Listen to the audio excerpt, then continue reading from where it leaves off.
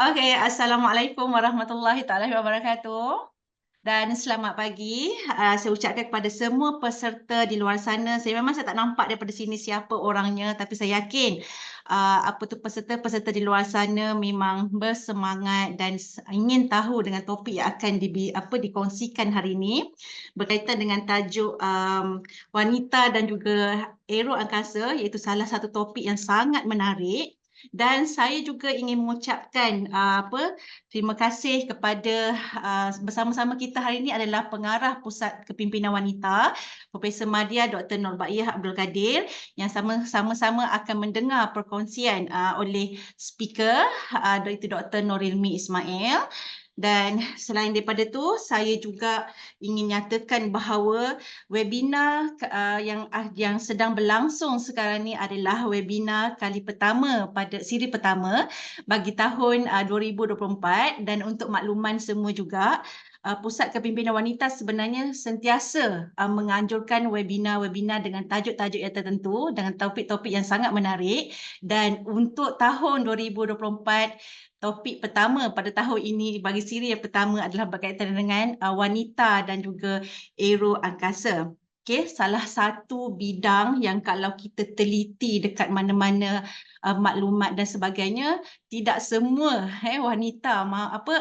bidang aero angkasa adalah bidang yang didominasi oleh kaum lelaki. Dan alhamdulillah hari ini kita Pusat Kepimpinan Wanita berpeluang untuk menjemput penceramah Dr. Norilmi yang untuk membuktikan bahawa selain daripada lelaki, wanita juga mampu untuk berada bersama-sama dalam bidang aero angkasa.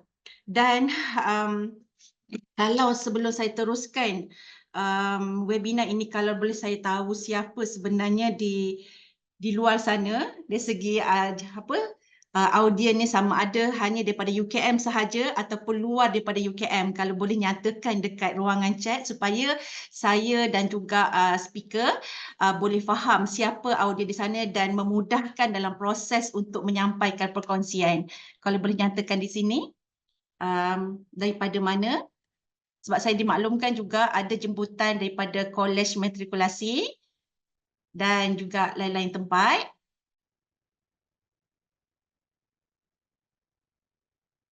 Okey, tak apa. Okey, sebelum kita teruskan berkaitan dengan topik yang saya rasa macam saya nyatakan tadi memang agak menarik, dan saya sendiri pun tidak sabar untuk mendengar apakah maklumat-maklumat berkaitan dengan bidang aero angkasa itu sendiri, dan dan apakah kata dari segi peluang-peluang kerjaya dalam bidang aero angkasa. Dan untuk teruskan berkaitan dengan webinar ini sendiri, sedikit maklumatlah untuk para audien untuk melancarkan webinar ini adalah supaya memastikan handphone tu berada dalam mode silent. Dan webinar ini akan berlangsung dalam situasi dua hala, di mana akan ada soalan daripada moderator dan akan dijawab oleh speaker. Dan akhir sekali di hujung webinar nanti, kami akan beri peluang kepada para peserta, para audien di luar sana untuk mengemukakan soalan di ruangan chat. Dan insya-Allah kalau cukup masa dan sebagainya, kita akan bacakan soalan-soalan tersebut untuk dijawab oleh Dr. Norilmi nanti. Dan sebelum kita teruskan, sebab masa kita hanya 1 jam sahaja, saya tak nak bercakap panjang. Jadi saya nak nyatakan sedikit berkaitan dengan latar belakang speaker jemputan kita hari ini. Itu beliau adalah Dr. Norilmi Emilia Ismail yang merupakan pensyarah kanan di Universiti Sains Malaysia. Dan kalau dilihat dari segi latar belakang beliau adalah pensyarah di Pusat Pengajian Kejuruteraan Aero Angkasa USM. Dan apa yang menarik juga, beliau merupakan pengasas serta pegawai eksekutif SpaceIn, sebuah syarikat pengeluar satelit kecil untuk aplikasi IoT. Itu kalau saya tak salah sebutan dia. Dan beliau juga seorang mentor untuk program mentorship Space Woman untuk UNOSA, dan seorang rakan kongsi untuk projek Karman, dan yang merupakan sebuah organisasi yang berprestij di mana ada kerjasama antarabangsa dalam bidang angkasa. dan beliau juga merupakan salah seorang jawatankuasa Malaysia Space Industry Consortium, dan dari segi latar belakang pendidikan, beliau memiliki ijazah sarjana dalam analisa dan juga reka bentuk misi angkasa, dan ada PhD dalam memiliki PhD dalam bidang kejuruteraan mekanika dari Universiti Glasgow, United Kingdom, dan beliau dan matlamat beliau yang merupakan, macam saya kata lagi lah, bukan senang seorang wanita nak berada dalam bidang aero angkasa yang mana didominasi oleh seorang lelaki, tetapi beliau mempunyai hasrat di mana matlamat beliau adalah untuk membuka peluang kepada semua untuk terlibat dalam industri angkasa dan membangunkan industri angkasa di Malaysia, dan sudah pastilah beliau menggalakkan golongan wanita untuk menceburi bidang tersebut. Okay. Dan untuk meneruskan majlis ini, sebelum saya serahkan kepada Dr. Nurilmi, mungkin soalan daripada saya adalah bidang aero angkasa ni sebenarnya adalah yang saya difahamkan agak meluas, dan mungkin doktor boleh terangkan apakah definisi aero angkasa dan bagaimana doktor boleh menceburi bidang ini. Okay, mungkin doktor boleh bagikan sedikit perkongsian lah berkaitan dengan situasi tersebut, keterlibatan doktor dalam bidang aero angkasa itu sendiri. Persilakan doktor. Terima kasih Dr. Elmi. Pertama-tamanya saya ucapkan terima kasihlah kepada pihak Pusat Kepimpinan Wanita Tun Fatimah Hashim kerana menjemput saya. InsyaAllah saya akan share sedikit mengenai aero angkasa. Slide saya minta maaf dalam bahasa Inggeris, tapi saya akan sampaikan dalam bahasa Melayu. Dan insyaAllah kita akan share sama-sama bagaimana industri ini sebenarnya boleh juga diceburi oleh wanita. Kalau tengok gambar kat depan ni, saya ada letaklah ada a few gambar perempuan, wanita yang memang terlibat dalam bidang aero angkasa, terutama dari bidang saya adalah bidang astronautik. Nanti kita lihat bagaimana perbezaan antara astronautik dan aeronautik. Bila kita sebut aero angkasa ni sebenarnya adalah meliputi dua bidang. Satu kita panggil aeronautical dan mungkin termasuk juga aviations. Iaitu semua yang di bawah atmosfera kita. Ada kapal terbang, drone, helikopter, semua yang bawah tu kita panggil aeronautical. Jadi kalau perasan di Malaysia ni kita ada a few universiti lah yang menawarkan bidang aeronautical. Dan di masa yang sama, aero angkasa ni adalah termasuk astronautical, iaitu di atas atmosfer. Kalau kita tanya angkasa ni bermula pada mana, layer mana ataupun pada ketinggian mana. Jadi sebulat suara dalam komuniti antarabangsa, kami menyatakan bahawa astronautical ataupun space ni, angkasa ni bermula pada Kármán line, iaitu pada 100 km altitude, ketinggian 100 km. Kalau dapat bayangkanlah kapal terbang dia dalam 10 km naik kapal terbang komersial dan 10 km. Dan kalau balon angkasa tu, kita weather balloon semua tu dalam 30 km, dan Kármán line ni 100 km, maknanya lebih atas lagi. Jadi semua perkara yang atas 100 km dia termasuk dalam astronautical. Jadi di Malaysia ada beberapa universiti yang menawarkan kedua-dua ni, iaitu aero angkasa, iaitu pertama Universiti Sains Malaysia, Pusat Pengajian Kejuruteraan Aero Angkasa. Kami ada menawarkan kedua-dua pengajian mengenai aeronautical dan astronautical. Kemudian kita ada di UPM sama juga, dan di IIUM ataupun UIA.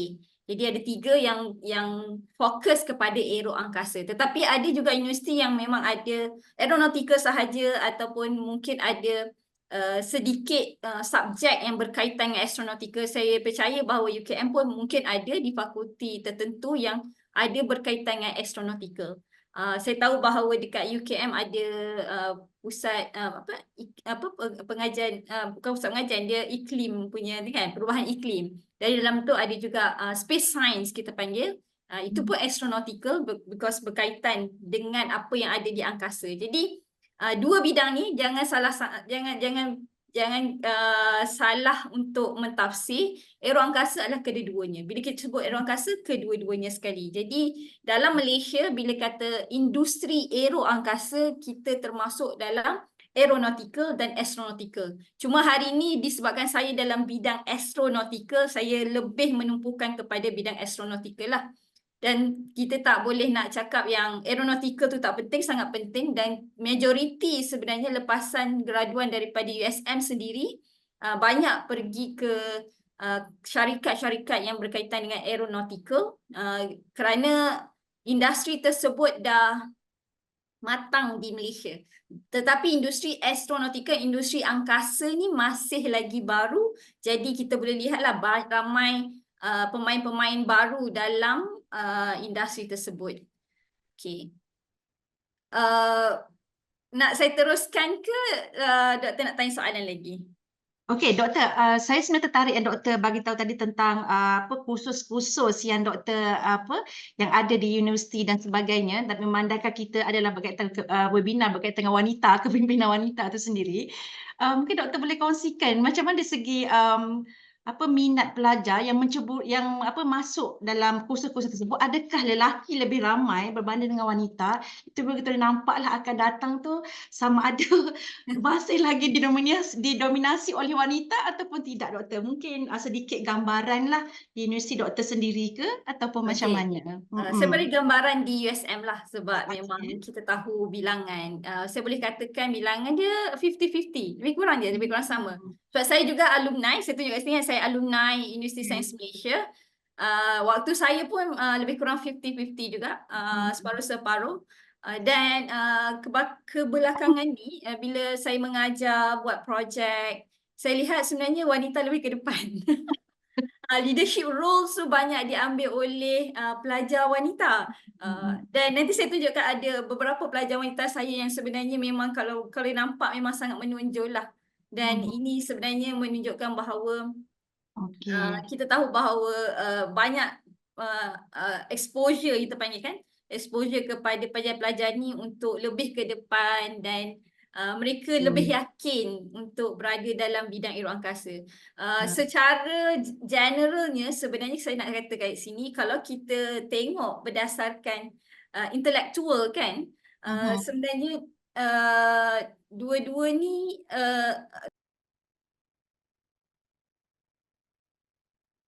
putus ke? Dr. Nurimi terkeluar ke macam mana, Cik Azad? Sekejap ya. Rasa terkeluar je. Dia terkeluar. Okey.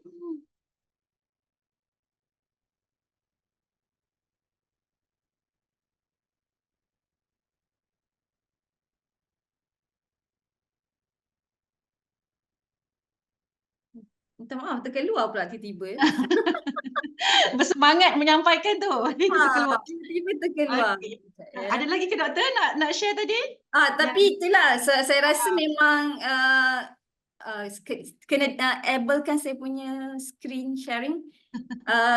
Memang kita perlu kena lihat sebenarnya wanita dah ramai dalam bidang aeroangkasa. Cumanya yang kita risau adalah bila dia keluar daripada belajar kan, dia dah graduate, dan bagaimana nak wanita itu boleh sustain dalam bidang pekerjaan. Itu sebenarnya isu yang lebih kritikal daripada kita lihat berapa ramai pelajar di dalam kelas, pelajar wanita dalam kelas.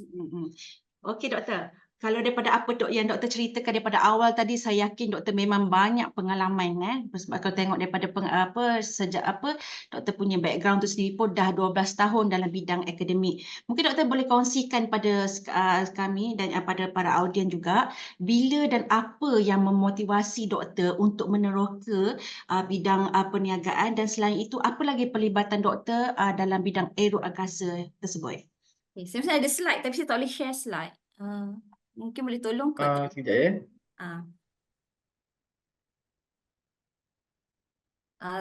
Cuma saya boleh mulalah.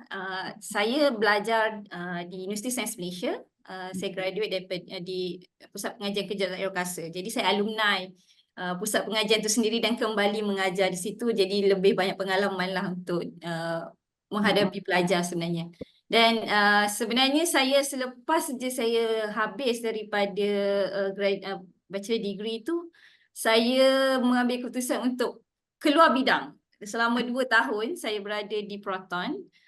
Dan dari situ saya lihat macam, oh sebenarnya saya kurang minat. Saya lebih minat lagi bidang aeroangkasa ni. Jadi saya mengambil keputusan untuk sambung belajar di University of Glasgow untuk master dan PhD lah. Dan kalau lihat, ini adalah waktu saya graduate, ni final year. Masa final year lagi kami dah didedahkan dengan industri angkasa. Ini masa ni di Jerman. Kami dibawa ke Jerman untuk melihat industri aeroangkasa di sana. Kiranya membuka mata lah. Dari situ saya rasa bahawa bila saya mengajar ni, saya dapat relatekan yang sebenarnya pengalaman saya masa belajar dapat pergi overseas dan lihat pelbagai tu sebenarnya banyak membantu saya untuk menanam minat. Jadi bila saya menjadi pensyarah, saya rasa benda ni juga adalah satu yang perlu saya lakukan. Okay. Dan kalau tengok di sebelah tu, saya master Space Mission Analysis and Design di University of Glasgow. Kemudian saya teruskan untuk PhD dalam Space Structure. Ini sebenarnya kelas saya seorang je perempuan, doktor. Okay. Saya seorang perempuan dalam kelas master ni, kelas master by course lah. Dan saya seorang perempuan memang struggle lah, kita kata struggle sebab dah 2 tahun bekerja kembali belajar. I have a struggle, kita nak hadapi tu. Tapi walaupun kita seorang perempuan, masa tu first time pergi overseas, duduk lama di overseas lah maksudnya, bermenetap di sana. Dan ini memang mengajar saya lah untuk berdikari dan seterusnya dapat menghadapi pelbagai cubaan jugalah, cabaran selepas ini. Dalam bidang PhD, saya buat space structure. Bidang yang baru, bila balik di Malaysia juga agak sukar untuk saya applykan apa yang saya telah lakukan for the research. And disebabkan itu saya tukar bidang. Maksudnya bukan tukar bidang, tukar topik lah. Bila tukar topik, saya fokus kepada pembinaan satelit. Lebih kepada itu. Dan tapi di masa yang sama, saya suka education, space education. Saya suka mengajar, saya suka bagi awareness. So walaupun saya mengajar, at the same time saya juga terlibat dalam banyak aktiviti community. Saya buat space camp dan sebagainya. Dan ini adalah salah satu daripada aktiviti yang saya buat bersama student saya untuk mengajar bagaimana buat satelit kepada pelajar sekolah rendah dan sekolah menengahan, pelajar sekolah. Jadi this is benda yang saya rasa macam memberi kepuasan pada saya untuk share the knowledge kepada semualah, terutamanya kepada pelajar untuk menarik minat mereka dalam bidang angkasa. Dan juga saya selalu buat sesuatu yang beyond the class. Saya suka keluar daripada kelas. Jadi memandangkan saya mengajar kelas design, reka bentuk kapal angkasa, selalunya saya memang akan bawa pelajar keluar buat sesuatu projek yang mereka boleh dapat experience more than what they have in the class. Jadi kalau tengok sini, yang ni sebenarnya pelancaran roket. So kita pelajar buat roket dan lancarkan. So kita pergi ke satu tempat dan lancarkan dan dapat banyak experience from that. Dan juga yang selalu saya buat adalah pelancaran belon angkasa. Yang ni kita memang bekerjasama dengan banyak agensi dan juga organisation sebab untuk pelancaran tu sendiri banyak dia punya peraturan lah, regulation yang perlu dipenuhi. Jadi pelajar ni banyak didedahkan dengan bagaimana nak berkomunikasi secara formal ke ataupun nak mendapatkan semua perkhidmatan daripada agensi-agensi lain. Jadi ini belon angkasa ni sebenarnya saya dah buat lama. Saya juga antara orang yang pertama mengkomersialkannya. Dan juga yang ni adalah roket. Pelajar-pelajar ni pergi ke US. Saya mendapat pelajar yang quite good, bagus. Wanita kat tengah ni, the leader, Vanmita, we work together. Then they decide to masuk competition di United States, which is a very big competition. Memang sangat besar competition ni. they have to screen first, hantar dulu proposal dan sebagainya.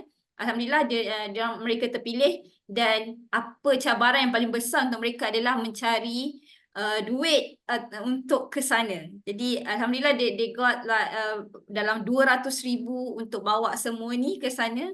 Bagaimana caranya macam-macam lah.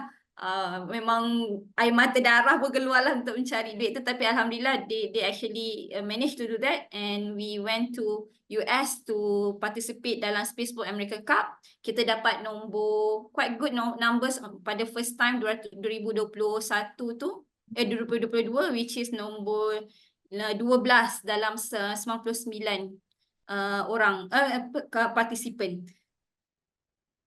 Then saya dapat satu soalan, selalu soalan yang saya dapat adalah, doktor, saya minat bidang angkasa, space, tapi saya nak kerja kat mana?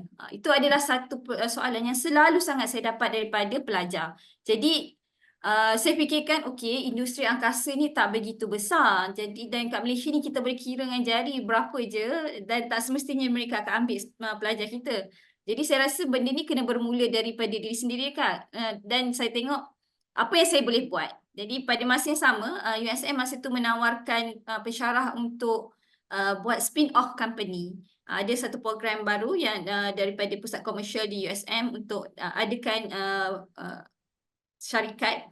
Syarikat ni berdasarkan apa kajian yang kita lakukan, dan kebetulan masa tu saya memang ada satu kajian khusus untuk pembangunan satelit untuk pembelajaran. Jadi saya spin off the product, sebab produk tersebut juga telah digunakan oleh Agensi Angkasa Negara dan beberapa lagi company yang lain untuk mengajar satelit. Jadi saya spin off dan saya mulakan Space In. Kalau tengok 3 orang kat sini, ini adalah masa ni this is very the moment for us untuk kita pitch untuk sama ada kita boleh diberi kebenaran untuk menjalankan spin off ke tak. Jadi ini hari yang kita pitch, dan alhamdulillah hari ini kita ada beberapa orang engineer dan juga jurutera dan juga eksekutif lah.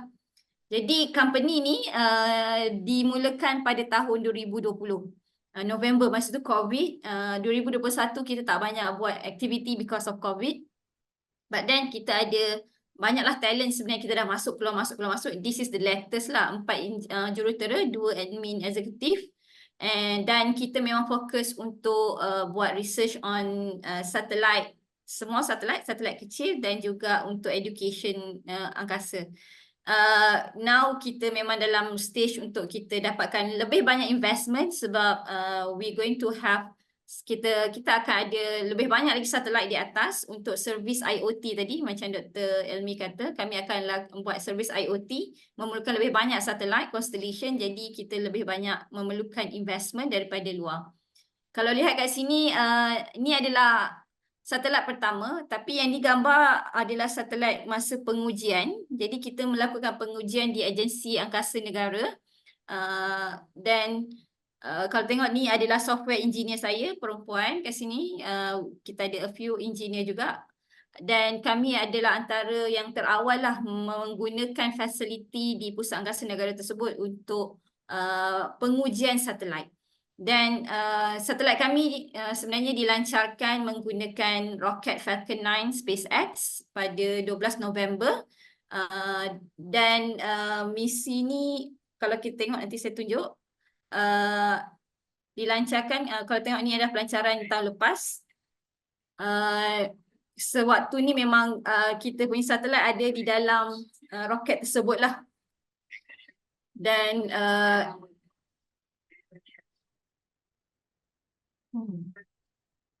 momen macam ni memang kita rasa macam, oh, kita dah buat sesuatu dan akhirnya kita dapat lancarkan, memang sesuatu yang sangat menarik lah. Dan kami punya deployer, sebab satelit tu sangat kecil, dia kena masuk deployer. Kalau tengok satelit kami yang kecil ni keluar, ni adalah gambar di angkasa, gambar di angkasa yang mana kita melancarkan satelit tersebut. Jadi kalau tengok untuk Space In, kita memang ada 3 produk, iaitu satu, kita ada educational satellite, CanSat Kit for Educations. Kita ada high tutup balloon, sebab saya buat balloon angkasa, jadi saya ada banyak experience dan kami decide untuk menjadikan salah satu produk kami juga, di mana kalau kita nak letak apa-apa untuk ambil gambar angkasa, buat eksperimen, so kita boleh naikkan balon tersebut ke stratosfer dan kita boleh jalankanlah eksperimen dan juga apa-apa misi yang mahu oleh siapa yang nak naikkan. Dan kami decide untuk pergi ke lagi lebih detail atau lebih kompleks, iaitu untuk pocket cube ataupun Pico satellite. Pico satellite ni kalau tengok tadi dia memang sangat kecil lah. Kalau yang ni teknologi demonstration 5x5x5. Jadi kami akan pergi commercial tahun ni atau awal tahun depan. Kita akan lancarkan another satellite untuk commercializations. So kalau nak tengok sebenarnya ini daripada research kita, ni daripada kelas. Ini memang research baru semasa saya buka Space In. Jadi ada beberapa produk yang kita buat lah. Dan untuk achievement, kalau kita tengok sebenarnya bila saya masuk dalam bidang perniagaan ni, kita masuk bukan kita just untuk dapat KPI ke apa tak. You need to be serious.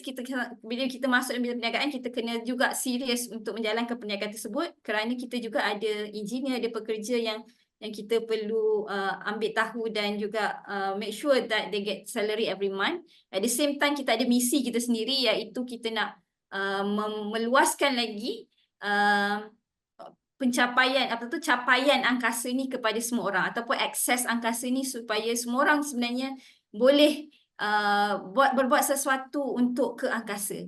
Jadi sepanjang saya menjalankan syarikat ni, saya telah masuk beberapa pitching competition untuk memberikan idea saya untuk supaya idea ni diterima kepada orang lain, orang ramai, dan juga diterima untuk pengkomersialan. Jadi saya menang dalam a few competition. Kalau kita lihat kat situ, yang paling latest is kami menang untuk She Disrupt Malaysia. She Disrupt Malaysia ni more kepada kelestarian. Jadi selepas She Disrupt Malaysia, saya telah ubah sikit hala tuju syarikat ni menuju kepada kelestarian. Kita jadi impact driven company. Itu walaupun kita menggunakan teknologi satelit, tapi kita juga kena fikirkan bagaimana teknologi satelit ini sebenarnya memberi kebaikan untuk kelestarian untuk dunia ni lah. Jadi itu antara perkara yang telah saya lakukan dan macam mana saya boleh berada dalam bidang ni. Dan at the same time, kalau tengok memang ada perempuan, tapi sebenarnya separuh daripada ni bukanlah. Saya sebenarnya memang seorang je wanita dalam AJK untuk Malaysia Space Industry Consortium. Dia consortium sekarang. Jadi sangat mencabar. Mereka ni semua CEO company. Kita pun CEO, tapi mereka CEO company yang berpengalaman. Bagaimana kita nak berkomunikasi dalam mesyuarat, bagaimana kita mahu didengari. Itu sangat penting. Skill yang sebenarnya kita kena pelajari. How actually we can do this as a woman. At the same time, orang tidak melihat rendah kepada kita, dan juga kita nak menunjukkan bahawa kita juga mampu untuk melakukannya. So dalam bidang intelektual, bagi saya sebenarnya semua sama, kita boleh buat selagi kita boleh berusaha ke arah tersebut. Okey, Doktor. Okey. Itu saja Doktor ya. Itu bahagian yang tu. Okey Doktor, saya memang kagum dengan pencapaian Doktor dan saya memang yakin bukan senang untuk Doktor lalui kesemua cabaran sehinggalah hari ini orang kata macam antara salah seorang wanita lah yang berjaya dalam bidang aero angkasa. Cuma Doktor, saya yakin di luar sana ada di kalangan audien adalah pelajar. Mungkin boleh Doktor kongsikan juga dari segi macam untuk masuk untuk sebelum jadi dalam bidang aero angkasa ni, apa sebenarnya yang perlu dari segi kekuatan akademik yang perlu ada pada seorang pelajar itu sendiri sebelum dia untuk dia teroka dalam bidang aero angkasa ni sendiri, sebelum diterima masuk ke universiti tersebut. Dan aero angkasa ni bidang STEM kan, kita berkata bidang STEM. Jadi pelajar sepatutnya menguasailah semua subjek yang dalam bidang STEM. Fizik, matematik tu memang sangat penting. Kita mungkin tak nampak sekarang, tapi bila kita dah bekerja, sebenarnya kita sangat menggunakannya, walaupun banyak perisian ke semua tu, tapi basic matematik we still need that. Basic fizik you still need that. Jadi dua ni sangat penting lah. Tapi bidang aeroangkasa ni juga sebenarnya kita tak boleh hadkan kepada kejuruteraan nak buat kapal terbang, nak buat satelit, nak buat roket. Sebenarnya ada bidang-bidang lain juga tau Dr. Ilmi. Contohnya bagaimana kita nak buat spacesuit. Spacesuit tu walaupun dia ada combination arts ke dalam tu dan juga sebenarnya engineering ada dua. Jadi kedua-dua tu pun penting. Bagaimana suit tersebut sesuai untuk wanita. Ini satu masalah sebenarnya. Kalau kita tengok nanti sebenarnya saya ada slide untuk tunjukkan bahawa spacesuit ni selama ni bila design tu reka bentuk dia tu kebanyakannya reka bentuk untuk lelaki. Bukan reka bentuk wanita. Jadi pentinglah wanita sebenarnya untuk berada dalam industri ni supaya kita boleh mengeluarkan pendapat ataupun untuk kemukakan sesuatu dalam perspektif wanita. Sebab wanita juga terlibat dalam bidang ni. Jadi bagaimana kita nak cater wanita tersebut punya keperluan. Dan itulah yang sesuatu yang saya rasa kepentingan wanita untuk berada dalam bidang aeroangkasa. Tapi memang kalau untuk masuk dari universiti, STEM subjek adalah sesuatu yang sangat-sangat perlu. Okey, doktor. Sebagai doktor yang maklumkan tadi, aeroangkasa ni kebanyakannya didominasi oleh lelaki. Tapi ada tak bermakna wanita pun tak boleh berada dalam bidang aeroangkasa. So sebenarnya pada pandangan doktor sendiri dan juga pengalaman doktor, apakah peranan sebenar wanita dalam bidang ini, dan doktor boleh kongsikan juga apakah cabaran-cabaran yang signifikan apabila menceburi bidang ni dan bagaimana nak atasi cabaran tersebut, doktor. Okay, silakan doktor.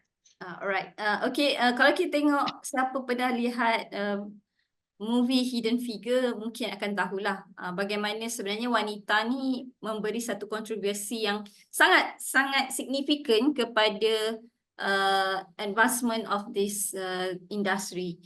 Contoh kat sini kalau kita tengok kita ada Katherine Johnson, kita ada Dorothy Vaughan. Dan mereka ni adalah orang yang bekerja sebagai human computer kan. Mereka sebenarnya di sebalik misi ke bulan tersebut ataupun di sebalik misi John Glenn. John Glenn ni dia mengorbit bumi. Ada calculation yang kita kena buat untuk kapal angkasa tersebut.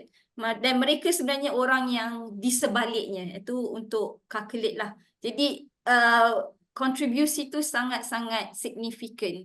Dan kalau boleh kalau peserta kat sini boleh menonton video Hidden Figure ni, ni adalah salah satu daripada filem yang sangat bagus untuk menonjolkan bagaimana wanita ni, terutamanya bukan wanita yang berkulit hitam lah, maksudnya brown people, something like that, orang yang bukannya orang putih kita panggil kan, bagaimana mereka sebenarnya memberi satu kontribusi yang sangat signifikan.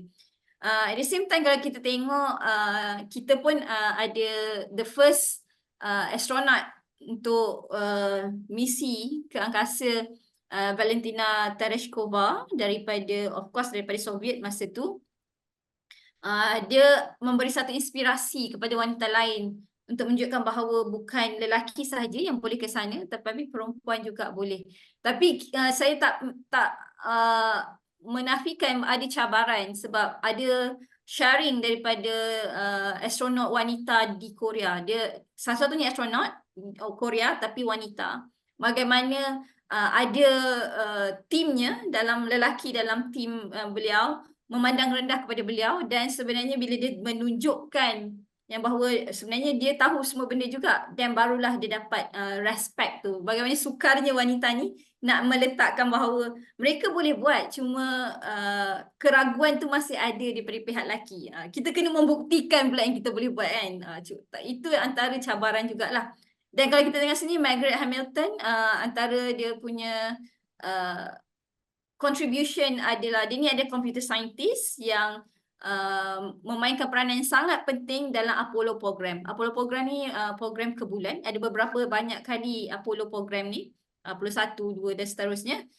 Dan Margaret Hamilton adalah orang di sebalik calculation on the computer semuanya. Dan memberi satu kontribusi yang signifikan untuk misi ke bulan. dan because of her work also menjadikan dia satu misi untuk landing ke bulan Apollo 11 tu menjadi kenyataan lah. So kita tahu bahawa dalam bidang angkasa ni computation tu sangat-sangat penting. Kita bermula daripada simulasi, kemudian bagaimana kapal angkasa tu boleh bergerak berdasarkan input-input daripada program yang kita telah masukkan. So sangat-sangat penting. Saya pun sendiri kalau I'm looking for the software engineer, saya memang prefer kepada wanita untuk jadi software engineer sebab detail, meticulous, that traits actually boleh memberikan sesuatu yang lebih baik untuk saya punya pekerjaan lah, misi dan sebagainya. Dan semua kena tahu bahawa rasanya semua orang tahu Profesor Emerita Prof Mazlan Tan Sri Mazlan Osman, dia dilantik sebagai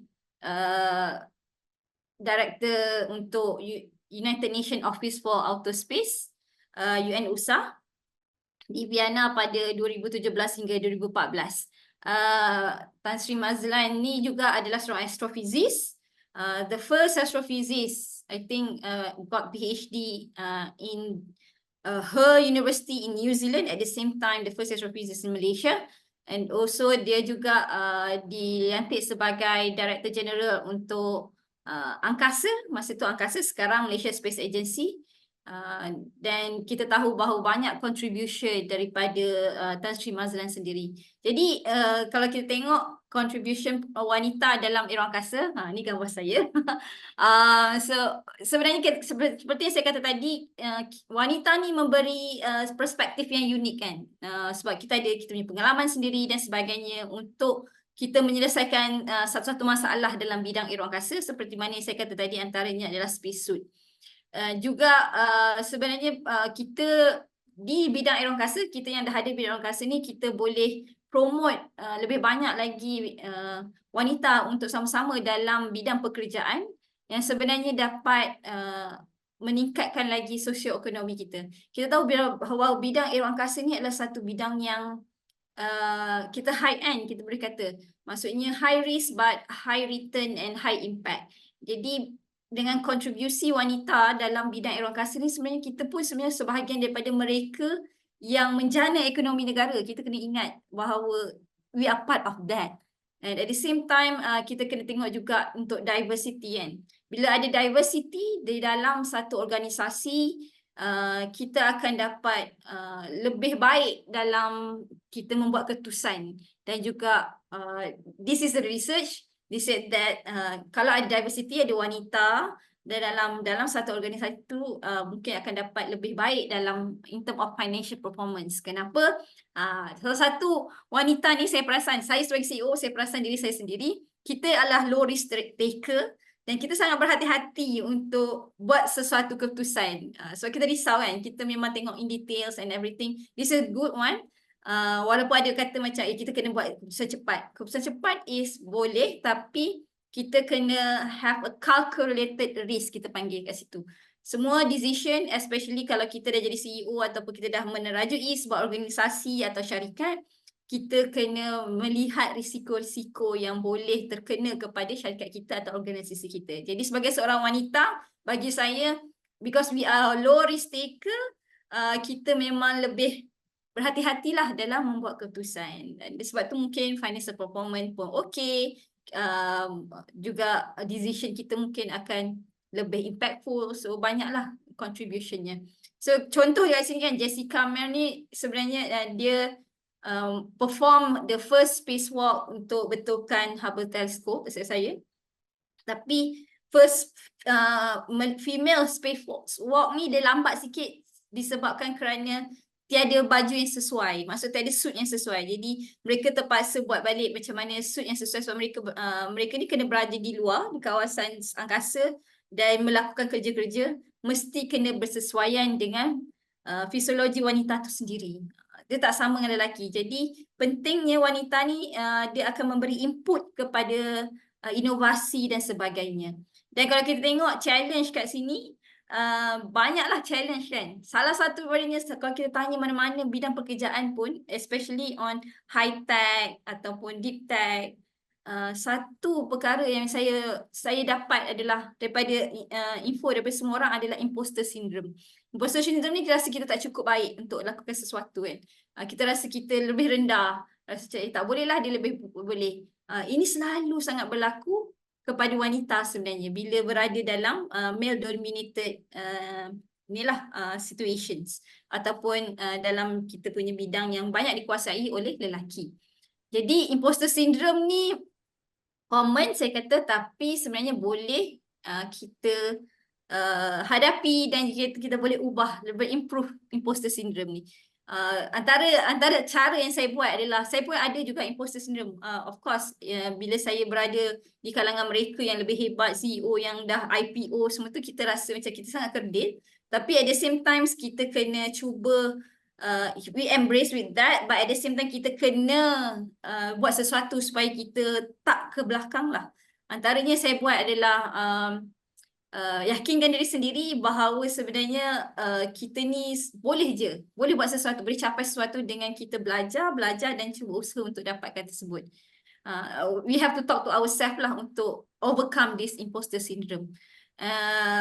At the same time, maybe kita boleh ada mentor dan sebagainya lah untuk menghadapi bagaimana situasi tersebut. Selalunya bila kita ni rasa kerdil untuk buat sesuatu sebab kita tak tahu. Jadi bila tak tahu tu kita kena buat sesuatu untuk kita lebih tahulah. Jadi lifelong learning is very important. Maksudnya kita kena sentiasa belajar untuk improve diri kita supaya kita pun sebaris dengan orang-orang yang kita rasa sangat hebat tersebut. And of course unconscious bias, gender stereotype is happen. Walaupun tak nampak di Malaysia, saya boleh kata Malaysia ni dia kurang sikit ada unconscious bias ni. Walaupun ada tapi tak terlampau sangat lah. Cumanya di overseas maybe ada salary different tu memang ada. Memang saya berdapat input daripada kawan-kawan saya di overseas yang memang mereka dapat gaji lebih rendah daripada kawan lelaki walaupun mereka adalah dalam bidang yang sama, jawatan yang sama. So this is happen, then this is where we actually to speak up, dan kita tak boleh cakap seorang-seorang. We need support also. Suara seorang tu mungkin tidak dinegari, tapi kalau suara ramai-ramai tu mungkin akan dinegari. Just you need to speak up on that.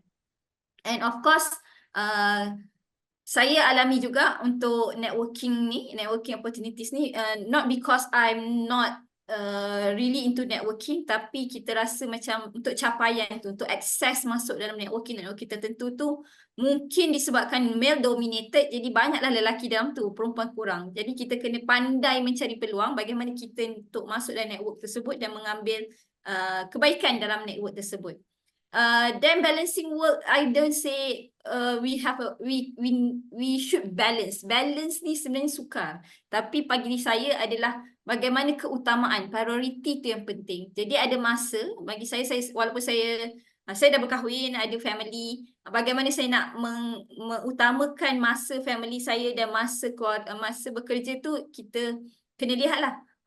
Yang ni memang kalau perlukan, jadi kita kena beri keutamaan. Kalau yang ni perlukan kita beri keutamaan. Prioritization tu memang sangat betul, sangat perlulah. Balance sangat susah lah bagi saya. Untuk balancekan sama tu memang sangat susah, dan perlu untuk kita bersama-sama untuk bersamalah dengan kita punya family untuk terangkan kerja dan sebagainya. And of course betul yang lack of representation in leadership position. Kita tak tengok tak ramai wanita dalam leadership position, even dalam board of director. So banyaklah di negara kita sendiri ada 30% of kita kena ada wanita dalam board of director. Banyak polisi-polisi yang akan keluar, tapi polisi tersebut sebenarnya kita tak nak orang ambil mudah dengan polisi tersebut. Sepatutnya polisi itu tidak perlu ada, dan kita perlu ada kesedaran sendiri yang bahawa wanita tu sebenarnya diperlukan juga dalam board of director ataupun dalam decision maker punya komiti. Of course overcome challenge, banyak cara untuk kita kena build support network. Of course kat sini kita rasa banyak je organisasi dan juga banyak je kumpulan-kumpulan yang boleh support this, cuma kita yang perlu cari atau connect dengan support system tersebut. Macam saya juga, saya adalah buat informal group untuk Space for Women. kalau ada mereka yang terlibat dalam Space for Women, kalau rasa nak duduk dalam grup ni, kita tak banyak sangat aktiviti, cuma just at least we know each other, then we can ask each other lah kalau ada masalah. And tadi saya cakap speak up in meeting, share idea, bagaimana kita nak tunjukkan yang kita ni dah contribute, kita kena tahulah perkara tersebut. Sebab kita boleh lihat lah perbezaan lelaki dan perempuan, kadang-kadang lelaki tu dia boleh tunjukkan kan apa yang mereka dah lakukan. Kita ni rasa macam, oh we done that, tak payah nak tunjuk. No, like that. Kita kena tunjukkan bahawa kita ada kontribusi dalam organisasi tersebut. Of course, continuous learning and skill development antara perkara yang sangat-sangat penting, dan juga proaktif untuk mencari peluang, dan juga bagaimana kita sendiri nak cope dengan gender bias and stereotype tu. Itu semua memerlukan ilmu bagaimana kita nak menghadapinya. Okay, tell me.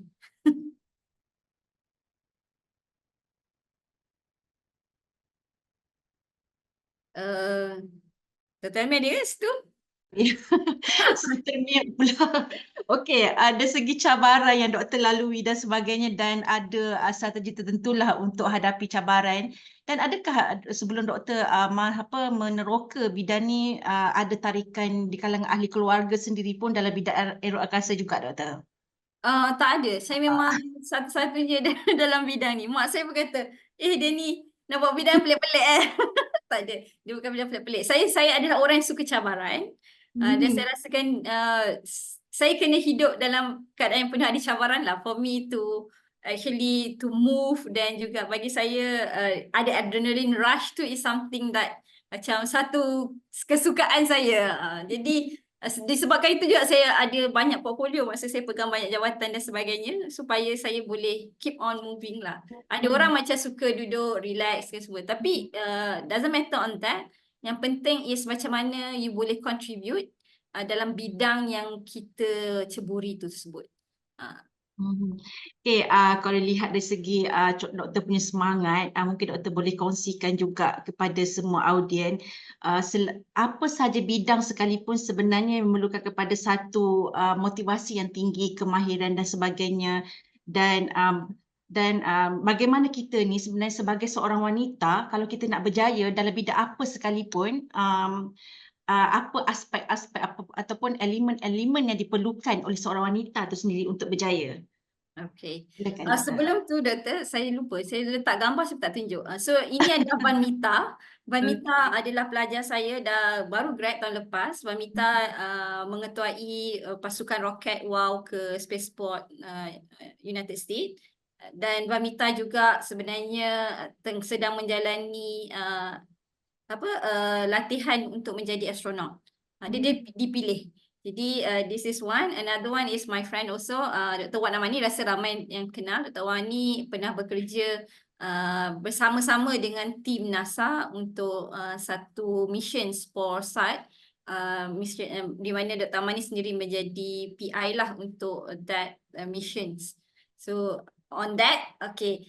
Untuk berjaya sebenarnya, saya pun lihat balik lah. Saya reflect balik diri saya. Kita tengok balik masa yang lalu, yang mana kita dulu dan sekarang, bagaimana kita berjaya. Dan antara perkara yang saya rasa yang boleh saya ketengahkan bagaimana untuk berjaya. Saya tak kata saya berjaya sangat sekarang, tapi at least I have achieved a few things. One thing that you need is confidence, which is you believe in yourself. This is actually yang telah ditanamkan oleh mak saya sendiri. Sebenarnya kalau saya nak pergi exam ke apa semua, mak saya dah cakap dah, nak pergi exam tu, you have to figure out dekat dalam you punya kepala yang you dah pass the exam, you got the very good markah untuk exam tersebut. Jadi kita dah ada, we say that begin in the end of mind kan. Jadi semuanya bermula daripada fikiran kita, bagaimana dia akan membentuk kita punya action untuk melakukan sesuatu. Dan di sini akan memberi satu keyakinan kepada kita believe in ourselves, dan juga kita believe dengan keupayaan kita untuk melakukan sesuatu. Itu sangat penting. Sebelum kita buat apa-apa, kena yakin pada diri sendiri dulu. Kalau tak yakin diri sendiri sangat susah lah. Tapi kalau rasa tak yakin diri sendiri, bagaimana kita nak tingkatkan keyakinan tu juga sangat penting. Of course kita boleh minta daripada mentoring, kita minta nasihat, dan kita cuba untuk improve diri sendirilah. Bagi saya paling penting adalah kita meraihkan kejayaan-kejayaan kecil pada diri kita untuk meningkatkan keyakinan diri kita. Walaupun benda tu kecil contohnya kita dah complete baca satu buku. Itu adalah satu kejayaan. Bukan semua orang boleh complete satu buku. Saya pun sekarang kalau baca pun saya akan skip atau kita baca buku lain, kita kembali balik buku tu. Tapi kalau kita dapat baca satu buku tu, satu kejayaan. Jadi kita boleh raihkan kejayaan, pergi minum kopi ke sebagainya. Jadi meraihkan kejayaan yang kecil tu sebenarnya sangat-sangat penting untuk boost kita punya confidence. Kedua, perseverance lah. Kita memang sangat ada tekad tu untuk menghadapi segala cabaran. Bagi saya, disebabkan saya ada satu misi yang saya rasa saya kena penuhi dan saya memang tekad untuk melakukannya. Saya memang orang kata berani mati lah. Ada dalam orang dalam bidang saya ni juga pernah panggil saya crazy lady, something like that semua. Because I am really, if I think that I want to do that, kita memang akan go for it. Just go for it tu is one of the tagline saya. Sebab bagi saya benda yang doesn't kill me, I still can do that. Kita kena ada something yang memang boleh membuatkan kita untuk lakukan. And seterusnya kita kena adapt. This is the things that yang juga sangat-sangat saya belajar sepanjang saya berada di industri ni. Sebab saya berada daripada akademia, kemudian saya aktif untuk dalam bidang NGO. Saya dan juga kawan-kawan sebenarnya ada buat NGO sendiri untuk push this industry, dan juga then now I'm in the business. So ada tiga dunia berbeza. Bagaimana saya nak adapt diri saya supaya saya dapat mencapai matlamat, itu yang sangat penting. Kita kena embrace the change dan juga kita kena terus belajar. Kita tak boleh berada macam katak di bawah tempurung ataupun kita kena perubahan tu, kita kena embrace. Kita selalu berada dalam bidang comfort kan. Sebenarnya comfort, you can be comfort, but at the same time if you nak berubah jadi lebih baik, sebenarnya you kena masuk dalam sesuatu yang uncomfortable to you, so you will be changed. So you change and you will learn new things. So continuous learning is very very important. And juga kita kena speaking up for diri kita. Tak puas hati apa semua, rasa macam benda ni perlu dikatakan, diutarakan. Jadi kita kena berani sikit. Berani tu sangat penting lah. Berani untuk speaking up for ourselves. And juga kepada mereka dalam industri kita lah. Terutama wanita. Kadang-kadang wanita ni dia tak nak cakap sebab dia rasa macam nanti offended orang lah apa semua ni. Tapi kalau kita rasa benda tu penting dan kita perlu cakap. Another thing is on the collaboration itself. So kita kena bekerjasama antara satu sama lain. Wanita ni jangan jatuhkan wanita lain bagi saya. Kalau kita boleh angkat sekali, kita angkat sama-sama. Because we really need support from each other, because we know each other. Kita tahu apa yang masalah kita semua. Kadang-kadang common problem that we face, family and career and everything. So we have to support each other. Itu sangat-sangat penting. Dan cari networks yang memang akan menaikkan you, ataupun you akan dapat sesuatu yang baru. And of course innovation very important, especially dalam tech industry. Jadi kita kena embrace kita punya perspektif yang berbeza ni, how actually we can contribute that for innovation. Kita kena rasa bahawa kita tak perlu jadi macam lelaki punya cara berfikir. Kita ada cara berfikir kita sendiri. Bagaimana kita gunakan cara kita berfikir tu supaya kita boleh contribute dalam innovation tu sendiri. Macam itulah dia tell me. Okey doktor, saya tertarik perkataan doktor. Mungkin satu benda yang saya belajar hari ini yang doktor kata, kita tak perlu berfikir bagaimana lelaki. Wanita adalah wanita dengan fitrahnya doktor. Saya setuju dengan pernyataan doktor. Doktor berjaya dengan diri kita sebagai seorang wanita, dengan fitrah kita. Okey, saya nampak dekat dekat sini ada 76 orang lebih kurang audien dekat sini, dan kalau lihat masa pun dah nak sampai kepada penghujung, dan mungkin ada soalan daripada audien sebelum saya teruskan dengan soalan terakhir kepada Dr. Norilmi. Boleh kalau ada soalan boleh tulis di ruangan chat. Dan yang berada di Zoom boleh terus bertanya tanpa tulis pun tak apa, boleh teruskan je. Malu-malu kot. Tak ada soalan. Tak ada soalan tu maksudnya dia faham tu doktor. Maksudnya apa yang doktor sampaikan tu jelas. Tak ada soalan. Okey, tak apa. Okey, doktor, mungkin soal apa pesanan terakhir daripada doktor lah sebelum kita tamatkan perkongsian ni. Okey, ada daripada Puan Cik Zainal. Tanya, Assalamualaikum doktor, apa kriteria yang diperlukan untuk nak belajar lah, kriteria yang diperlukan untuk nak belajar dalam bidang ni? Aerospace kan. Kriteria, mungkin dimasukkan kriteria dari segi personality ataupun mungkin dari segi Oh. akademik. Kita boleh bahagikan Akademik, dua lah.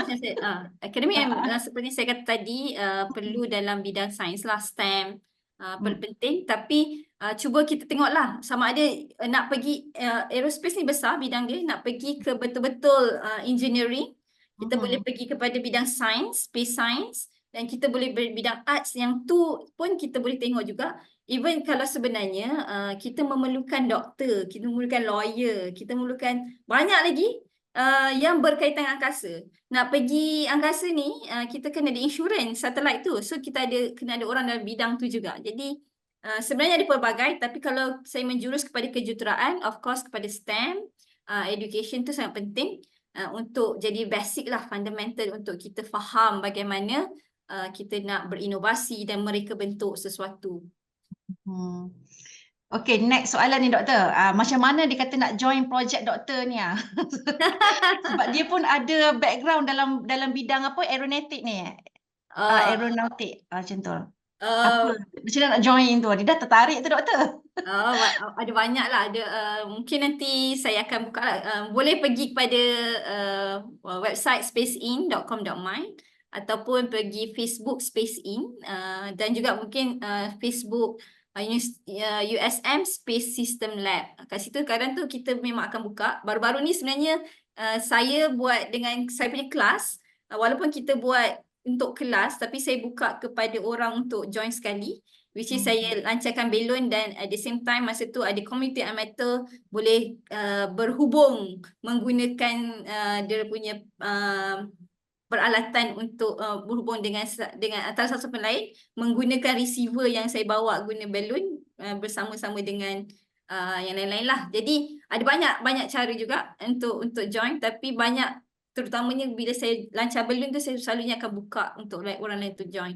Dan kalau nanti semasa ke semasa juga boleh tengok LinkedIn saya untuk saya war-warkan lah untuk orang awam untuk join sekali any mission or any project. Okey. Last daripada audien doktor, dia tak ada soalan tapi dia kata dia ucap terima kasih pada doktor sebab perkongsian sangat menarik doktor. Daripada Izzati. Okey, terima kasih Izzati. Okey doktor, untuk last soalan daripada saya, mungkin ada pesanan ataupun kata-kata terakhir daripada doktor yang nak disampaikan kepada semua audien hari ini. Dipersilakan doktor. Dia terutamanya kepada wanita lah, sebab ni kita khas untuk wanita kan. Saya antara dalam mentor Space for Women, tapi daripada sini saya dapat sesuatu lah. Di mana pentingnya seorang wanita tu untuk support another wanita. So dia ada konsep untuk macam lifting as you climb, macam itulah. Kita walaupun kita naik, at the same time kita bawa sekali wanita yang lain. Itu adalah sangat-sangat penting. Bagaimana kita sendiri support wanita lain untuk berada dalam bidang tertentu, especially untuk berada dalam career. Itu sangat penting sebab kita nampak macam leak pipes. Banyak wanita masuk career, tapi at the certain point disebabkan komitmen, kita ni adalah orang yang sangat banyak komitmen. Dan komitmen disebabkan komitmen tersebut kita tak boleh nak contribute untuk bidang karier kita. Jadi macam mana kalau kita ni, saya sekarang sebagai CEO, saya perlu buat sesuatu dalam polisi syarikat saya. Jadi dia dapat mengubah landscape pekerjaan itu sendiri bila ada wanita sendiri yang dapat melihat keperluan wanita lain. Jadi penting sebenarnya wanita dalam bidang pekerjaan untuk membantu wanita lain dalam bidang pekerjaan untuk turut sama kontribusi dalam ekonomi, sosial dan sebagainya. Dan kita tak naklah kata kita sangat bekerja lebih sampai lupa anak, tak macam tu. Maksudnya kita kena ada support supaya kita boleh go for both. So itu sangat penting. At the same time untuk lelaki juga kena lihat bagaimana mereka boleh support wanita. Wanita ada minat masing-masing, dan sebenarnya wanita ni kalau dapat support dia lebih lagi menyerlah dan dia lebih lagi ke depan. at the same time walaupun dia ke hadapan, di rumah dia tetap isteri, dia tetap anak dan sebagainya kepada lelaki ataupun tu. Tapi yang penting sekarang adalah support system tu sendiri untuk wanita lebih berjaya. Mm-mm. Okey doktor, saya bacakan sebagai menghargai apa komen daripada audien doktor. Daripada Jun Damri, dia kata terima kasih doktor, perkongsian sangat menarik dan berikan semangat lah, tak kisah daripada apa bidang sekalipun. So di kalangan audien rasa terkesan dengan apa yang doktor memberi semangat pada mereka. Dan daripada Rafidah, dia pun terinspirasi sangat. Terima kasih atas perkongsian daripada sahabat doktor Kak Rafidah daripada UUM. Kita kenal kot. Kenal. So dia support daripada jauh. Dan juga daripada Rosita dan beri komen memang menarik dengan apa yang doktor kongsikan pada hari ini lah. Dan saya mewakili ke semua pihak yang mewakili Pusat Kepimpinan Wanita untuk mengucapkan terima kasih kepada semua audien yang memberi perhatian dan kerjasama pada hari ini, dan segala komen-komen yang menarik yang pada pandangan saya memberi satu semangat juga kepada Dr. Nurimi untuk meneruskan bidang yang penuh cabaran dalam bidang aero angkasa dengan komen-komen yang diberikan. Dan saya lihat masa pun dah 11 1 minit dan lepas dah daripada sejam yang sepatutnya kita sediakan. Jadi saya harap daripada saya pun juga mengharapkan bahawa dengan apa yang dikongsikan oleh Dr. Nurimi tadi dapat dimanfaatkan, dan saya pun belajar perkara yang sama, satu perkongsian sangat menarik dan belajar perkara yang baru dalam bidang aero angkasa. Selama ni hanya dengar sahaja perkataan aero angkasa tersebut tetapi tak tahu apa sebenarnya dari segi prospek kerjaya dan juga kepentingan bidang ini dalam untuk negara kita dan sebagainya lah. Dan saya harap sebagaimana saya nyatakan tadi, banyak manfaat yang kita boleh perolehi daripada perkongsian ini tadi. Dan saya sudahi dan saya ucapkan terima kasih kepada pengarah Pusat Kepimpinan Wanita Profesor Madya Dr. Nurbaiyah daripada awal sampai akhir setia mendengar perkongsian selama sejam, walaupun saya tahu beliau sangat busy dengan tugas-tugas sebagai orang penting dekat Pusat Kepimpinan Wanita, tapi masih juga bersama-sama untuk mendengar konten-konten menarik daripada apa yang dikongsikan pada hari ini. Dan saya sudahi dengan ucapan mohon maaf sebenarnya sekiranya sepanjang saya mengendalikan webinar ini sebagai moderator, kalau anda kata ada yang terkurang dan sebagainya, saya mohon maaf, itu adalah dikata kekurangan daripada saya. Dan insya-Allah pada sesi akan datang audien boleh lihat sentiasa pantau-pantau lah Facebook dan juga info-info daripada UKM, di mana Pusat Kepimpinan Wanita akan sentiasa memberikan maklumat-maklumat mengenai topik-topik yang akan dikongsikan oleh tokoh-tokoh yang tertentu yang dipilih untuk berkaitan dengan tajuk-tajuk yang bersesuaian. Jadi saya sudahi dengan wabillahi taufiq wal hidayah. Wassalamualaikum warahmatullahi taala wabarakatuh. Assalamualaikum.